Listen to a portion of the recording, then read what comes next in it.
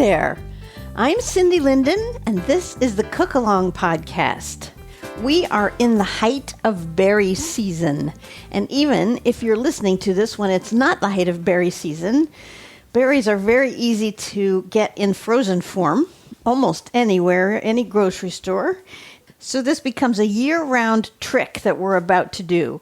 We're going to make a dessert today that is so easy and so fast and so perfect that you will want to add this to your regular library of things you create. First, because it is really quick. Second, because you can use any kind of fruit. Third, because most likely you have all the ingredients already in your house every time you want to make it. And fourth, because it's really yummy and does wonderful things to whatever kind of fruit you are using. Because it's berry season, I'm going to use berries. We went out last weekend and picked blueberries at our favorite blueberry place. We have a very specific kind of blueberry that is our favorite. It's called an Ozark Blue, which we finally asked the berry farmer about, and he said that it is a breed that is very rare, and in fact, he's the only place that is growing it in Oregon at this time, because you have to keep the strain pure or you lose your license to grow it. I mean, who knew about this stuff? I had no idea that you have some kind of license permit to grow certain kinds of blueberries. I mean, really. Anyway, he's the only one here. They come from the Ozark Mountains, and they are large, very easy to pick. It's like you just sort of grab a handful of them and delicately roll the whole branch around in your hand, and they all fall into your bucket. It's quite amazing. And we got 18 pounds of blueberries almost before we knew it. It took us less than an hour. There were two of us, and we picked just over 18 pounds, 18.3 of these large, really blue-flavored berries, and brought them all home. And most of them we have put in the freezer, which we do by washing them all and then putting them in a single layer onto a cookie sheet.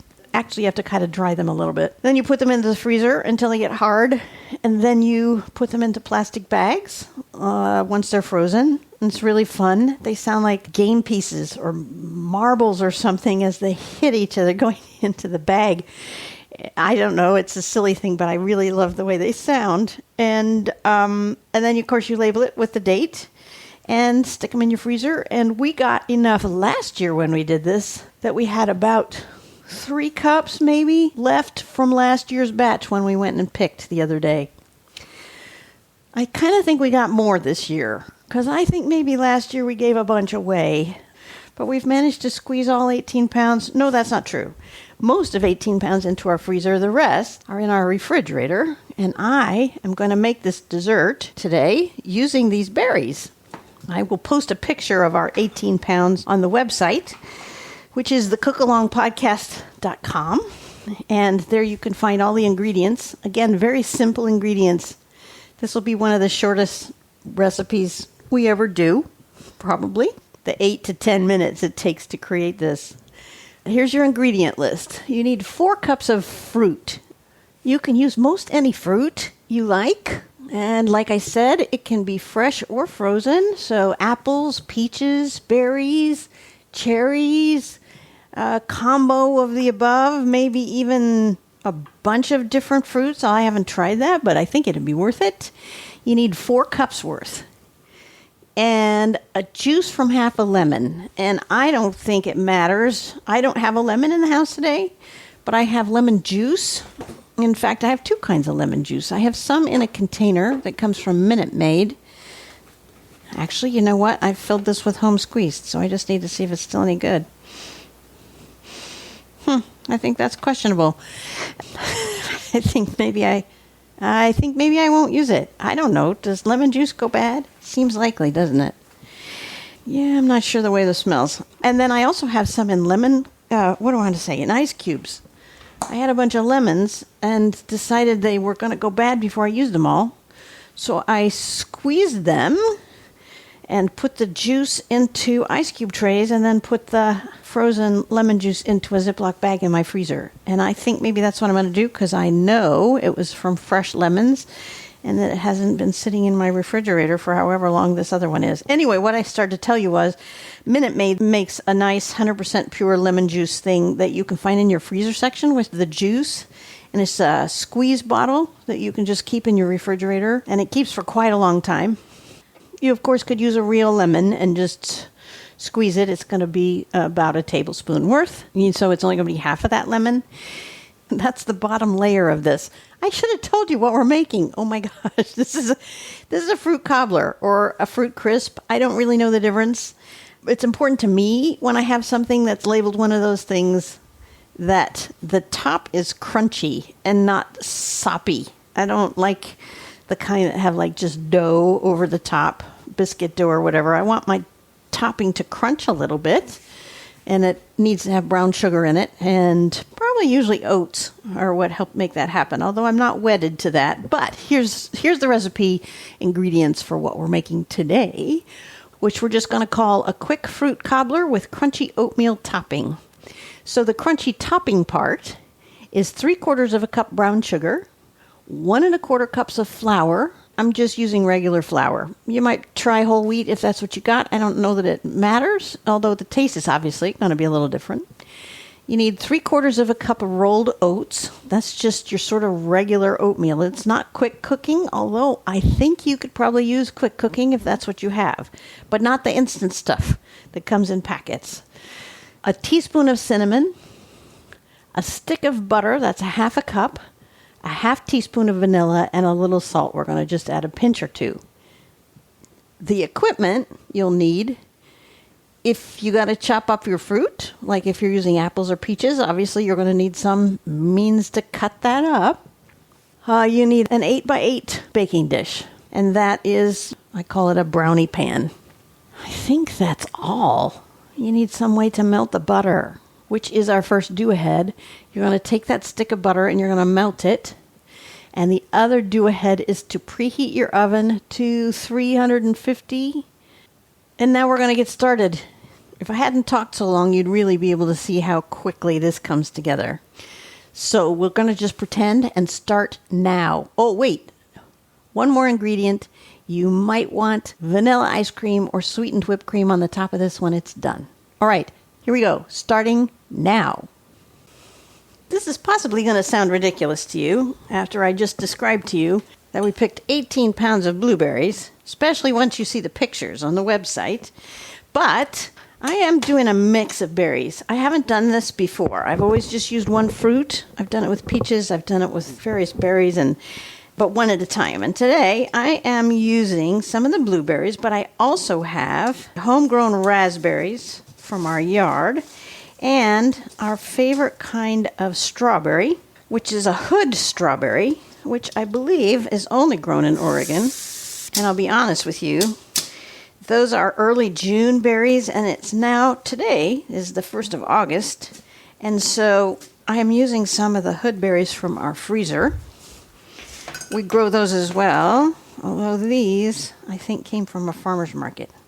At any rate, what I'm doing right now is taking my 4 cups of fruit and putting it in the bottom of the 8x8 baking dish. And you are welcome to use all one kind. I may regret that I didn't do all blueberries, not because I have so many blueberries, but because I love the taste of cooked blueberries. Here's another kind of crazy thing. Despite 18 pounds, 18.3 to be exact, of blueberries, I don't really like blueberries fresh. I prefer them baked. I love the way they taste once they're baked. Fresh, they just don't do it for me. So I'm not going to be the one eating the fresh ones that we didn't freeze. Anyhow, oh my goodness, I'm easily distracted today. 4 cups of fruit. You do not need to grease your baking dish, spray your baking dish, do anything to your baking dish ahead of time. Just put 4 cups of fruit in the bottom and then sprinkle it with your juice of half a lemon, which, as I said, is about a tablespoon. If it's a little more or a little less, that's okay. Just put it in there. I think mine was probably closer to a tablespoon and a half. That's okay. The bottom half is now done. Now you need a bowl. You need a kind of a medium-sized bowl. It'd be good if I'd had that out ahead of time. But you see, all my bowls are holding blueberries. Oh my goodness. Okay, this is way too big. Oh well, that's okay. Better too big than too small. So into this bowl goes the 3/4 cup of brown sugar. Actually, if you haven't yet melted your butter, this is the moment to do that because we're going to add it to the dry ingredients. So throw that in your microwave or whatever in a container so you can have that melting. And then 3 1/4 cup scoops of brown sugar packed go into this bowl. And then using the same one, and maybe this isn't the smartest thing, but I'm using the same 1/4 cup. I'm going to put also 3/4 cup of rolled oats.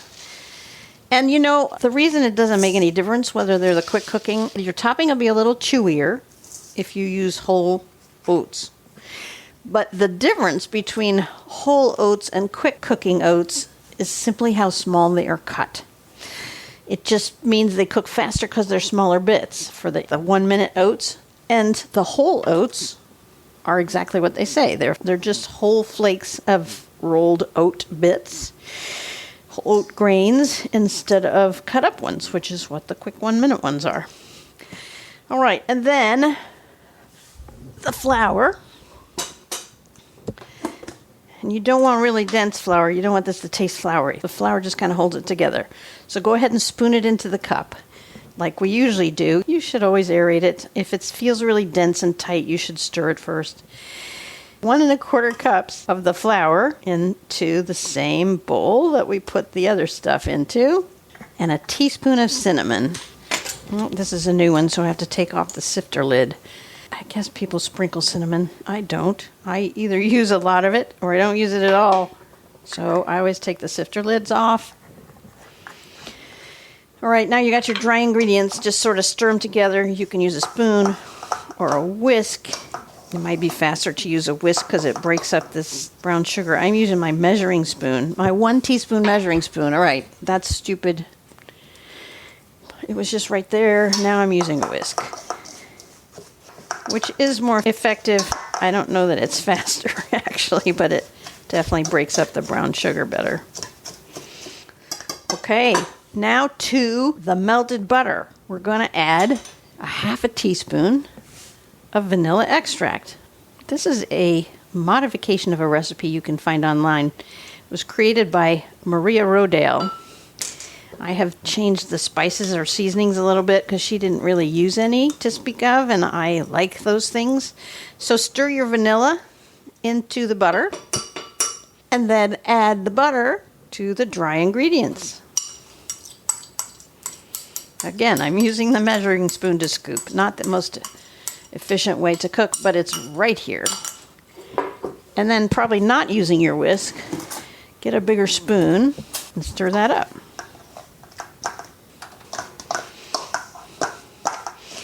Just spread it all around so there's no dry part left, that every part of the dry stuff has been touched by the butter, or that the dry stuff has soaked up the butter, and there's no real pockets of just dry powdered stuff anymore.